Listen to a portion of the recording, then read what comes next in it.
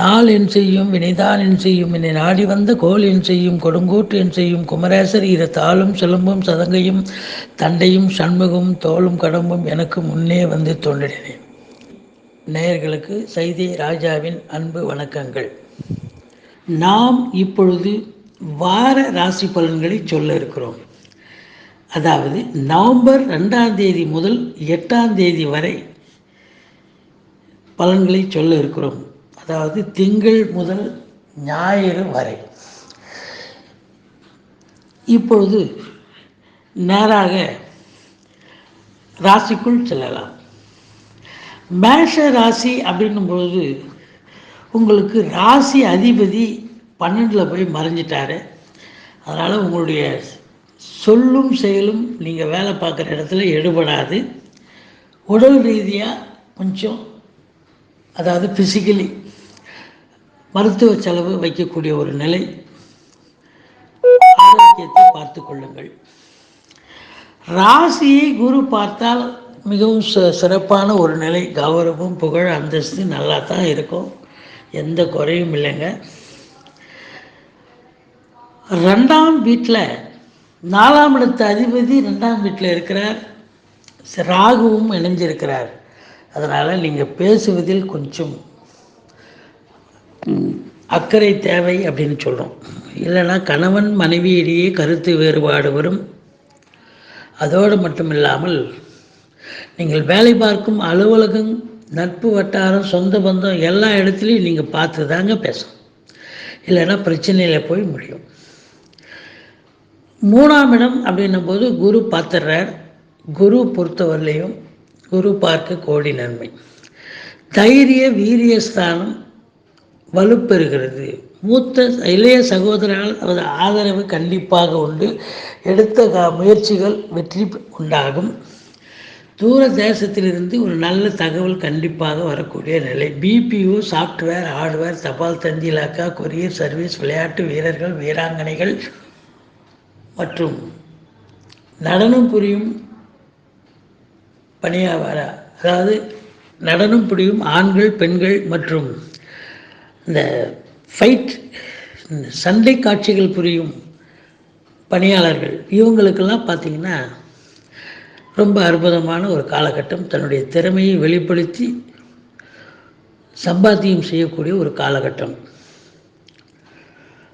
உங்களுக்கு 5ஆம் வீட்டை குரு பார்க்குறார். ரொம்ப அற்புதமான ஒரு நிலை. பிள்ளைகளுடைய மேன்மை கண்டிப்பாக சிறப்பாக இருக்கிறது. குலதெய்வத்தினுடைய அனுகிரகம் உண்டு. பெரியவர்கள், ரிஷிகள், முனிகள்,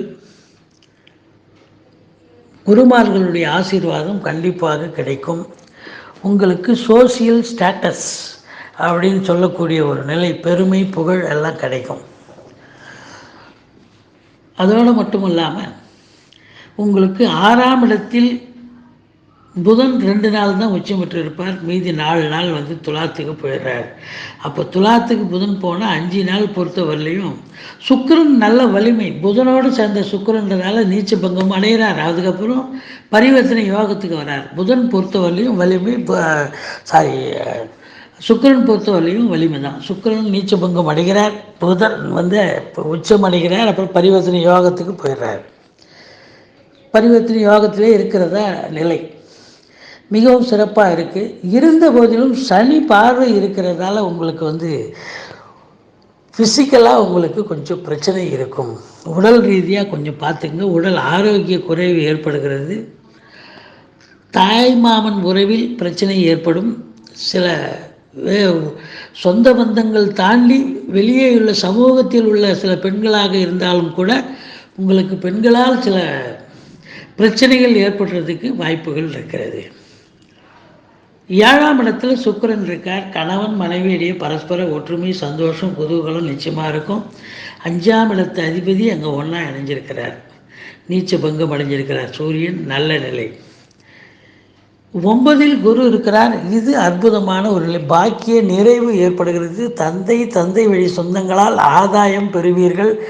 ஒரு சிலர் வெளியூர் செல்லக்கூடிய ஒரு நிலை, தீர்த்த யாத்திரை அது மாதிரி ஆன்மீக பயணம் செல்லக்கூடிய ஒரு நிலை கூட ஒரு சிலருக்கு ஏற்படலாம்.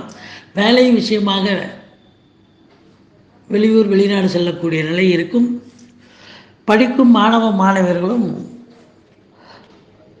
வெளிநாடு செல்லக்கூடிய வெளியூர் செல்லக்கூடிய நிலை ஏற்படும் சொல்கிறோம்.